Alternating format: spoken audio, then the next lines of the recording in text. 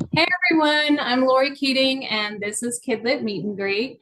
I am here today with Jessica Whipple, author of I Think a Lot, and Enough Is. Welcome, Jessica. Hi, thanks for having me. It's great to be here. Yes, can you tell us a little bit about you? Sure. So I'm in Pennsylvania. I've been writing about 6 years. I started with Enough Is, which is here.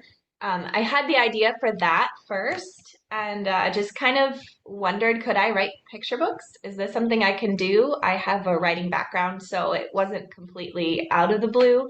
However, I'm not one of those people who thought, from second grade on, I'm going to be a picture book author. So it was a delightful surprise to sort of stumble into it in that way. And yeah, so I drafted that about 6 years ago, and here we are. The book came out last year. And it's lovely. I love it. It is just such a awesome concept. Where did you come up with that? Was that something like out of your own experience or that you saw a child going through? Thank you for saying it's lovely.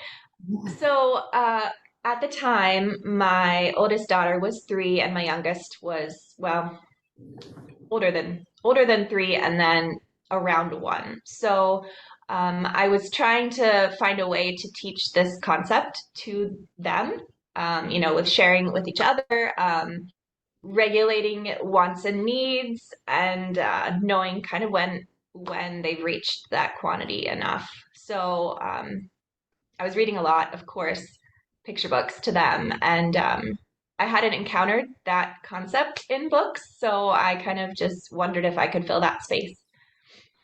Yeah, and you do such a great job of explaining that on a kid level. Like I was so impressed. So for you. Okay, so what about your other book? I think a lot. Where did that idea come from? I think a lot is it's based on my own experience having OCD, and I kind of knew that I wanted to write something about OCD and my experience with that, but I wasn't sure exactly where to start. So I dug up an old journal that I had and actually found some of the exact same concerns that the child in I Think a Lot has, Um, almost verbatim in the notebook. Um, there were notes about me being afraid that my apologies weren't being heard, or that I wasn't apologizing the right way. So yeah, I kind of just started there, and um, the draft came pretty quickly. And I don't know, it felt natural, even though at the beginning I had no idea where it was going to go. I feel like when I rediscovered that notebook, that was like a mine of information that I could dig through. right? That's amazing. So when you were working with your illustrators, did you get a chance to actually interact with them, give them notes, or were you just presented your pictures? Yeah, I don't think it's very common to work directly with the illustrators. The editor, at least in my experience and from what I've read, um, the editor is the middleman or middlewoman between the two parties. So, and that's good because, then we can't, as authors, overwhelm the illustrators. And it just keeps the relationship healthy, I think. And also, the editor, I credit a lot to him, Jonathan Eaton from Tilbury House. I'm sure that he directed Nicole Wong, and granted, she's got wonderful ideas and shared them in the book. He, had to sort of express like what my what my thoughts were on the manuscript, and because it is a concept book, so I wrestled a lot with how many art notes to include. So Nicole amazingly just added meaning where I didn't see it. The page with the bubbles is beautiful. I didn't write the bubbles into the manuscript, but that was Nicole. So um, she totally saw the vision for what I was trying to express, and I'm really, really thankful for that. That's so neat. So, like, I had the complete exact opposite with my publisher, is that I had full access to my illustrator. And so we would, go back and forth and stuff. So I didn't know that it was like that normally, that you just kind of, the illustrator takes over and you get to see it all at once. I think that's amazing. Yeah, I mean, I was given glimpses as the process Okay. went. It wasn't like a completed document when it was given to me because, oh no, what if there's something that's not right? Right. But yeah, so a couple points along the way, I was given some spreads and things. So then Nice. with I think a lot. It was different, even a different publisher. That's Free Spirit. Um, again, I didn't work directly with Joseée, but um, was working with the editor at Free Spirit, and they were pretty involved in showing me what was going on. They even asked me what I saw my main character looking like. I'm like, oh, I'm Nice. instructed as an author to not think about that, unless it's important for the story. So that was an interesting experience. Neat. So, do you have a favorite line or a favorite scene from your books? Yeah, can I show you? Yes. Okay.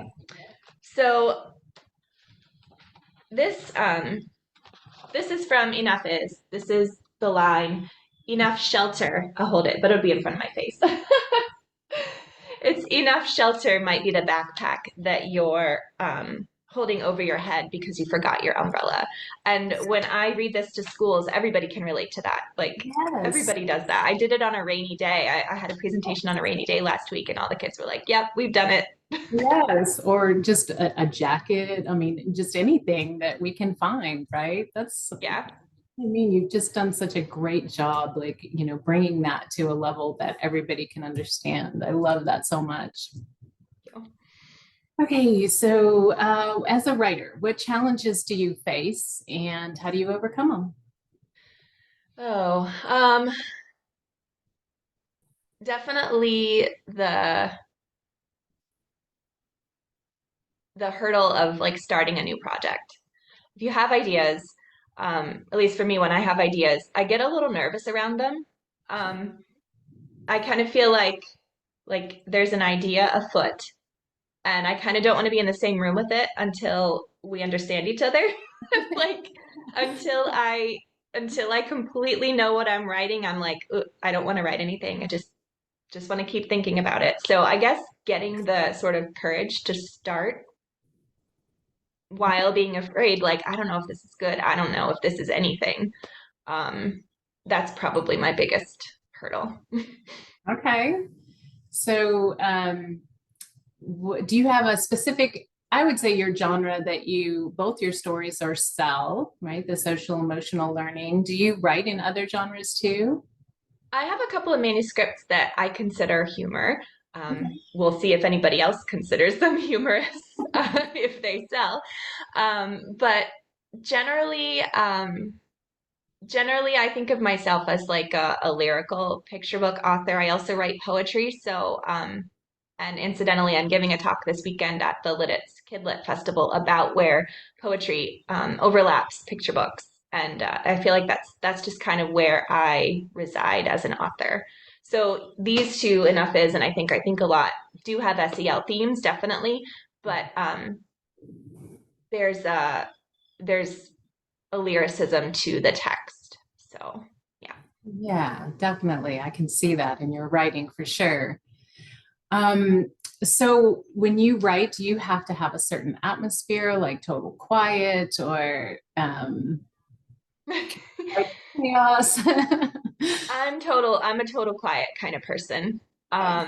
It's kind of probably comes from that anxiety of like, no, everything has to be just right because if it's not, then I'll get distracted or sometimes I intentionally focus on other things because I don't, like I said, I don't want to face the ideas just yet.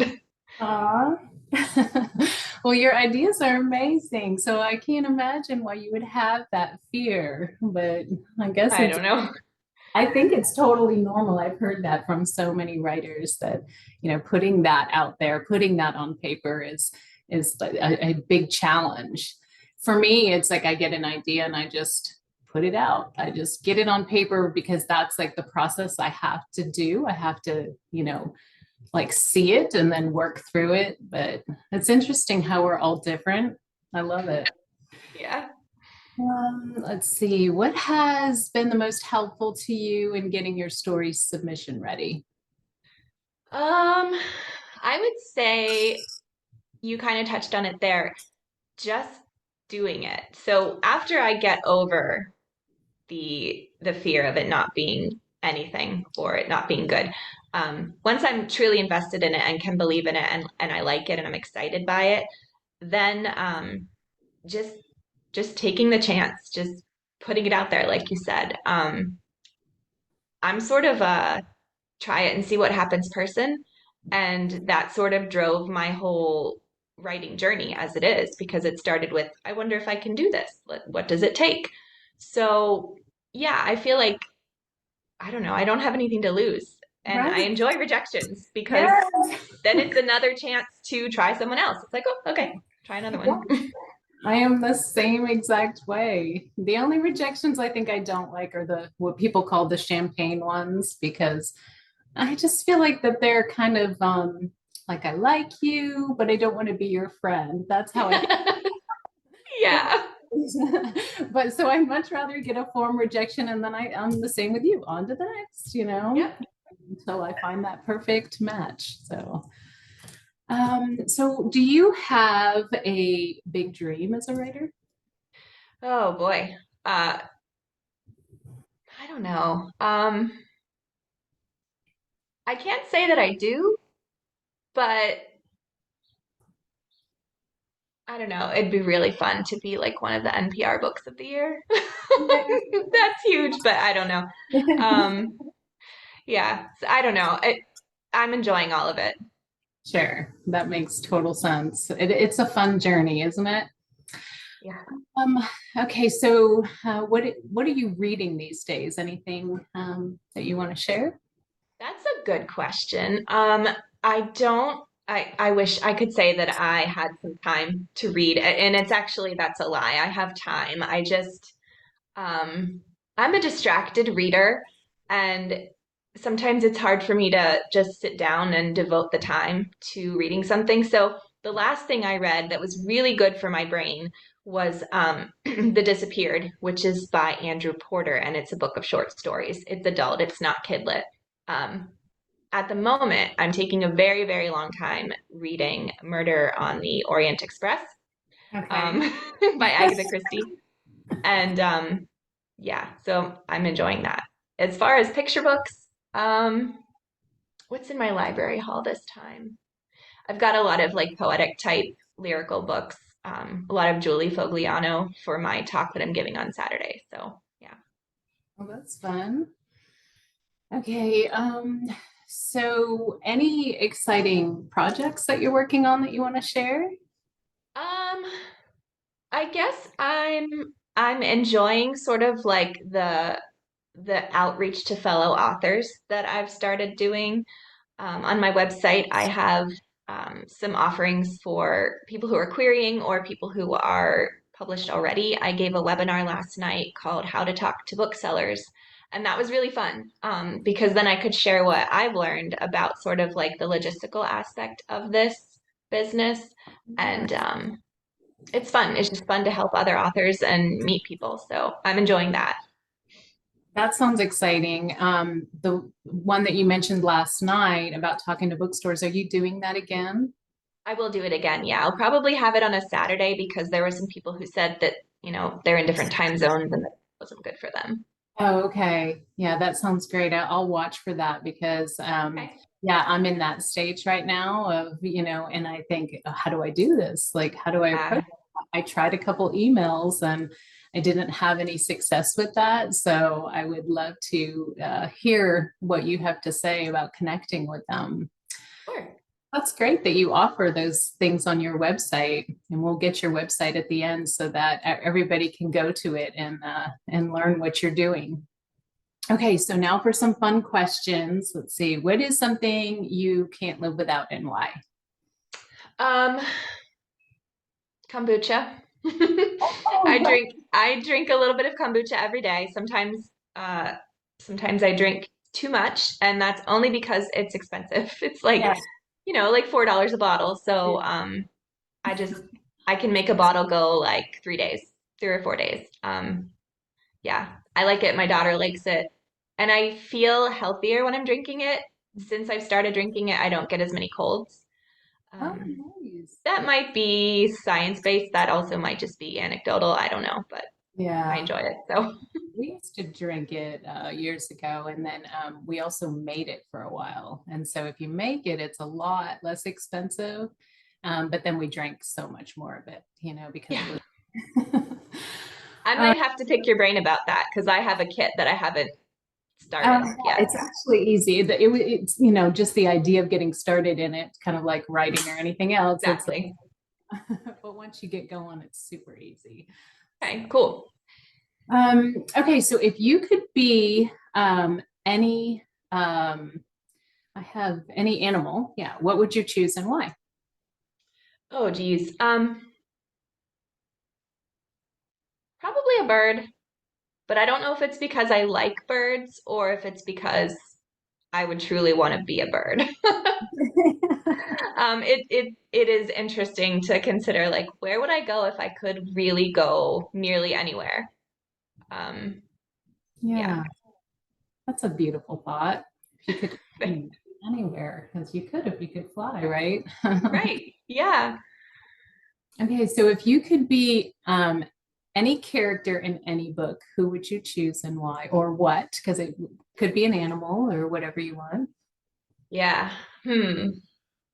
This is hard.